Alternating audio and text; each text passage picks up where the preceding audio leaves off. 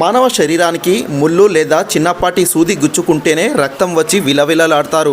అలాంటిది కొందరు భక్తులు తాము నమ్మిన దేవుడు కోరిన కోరికలు నెరవేరుస్తాడనే నమ్మకంతో ఒళ్ళు గగ్గర్లు పొడిచేలా పొడవాటి ఇనుప చువ్వలు గుచ్చుకొని తమ భక్తిని చాటుకున్నారు.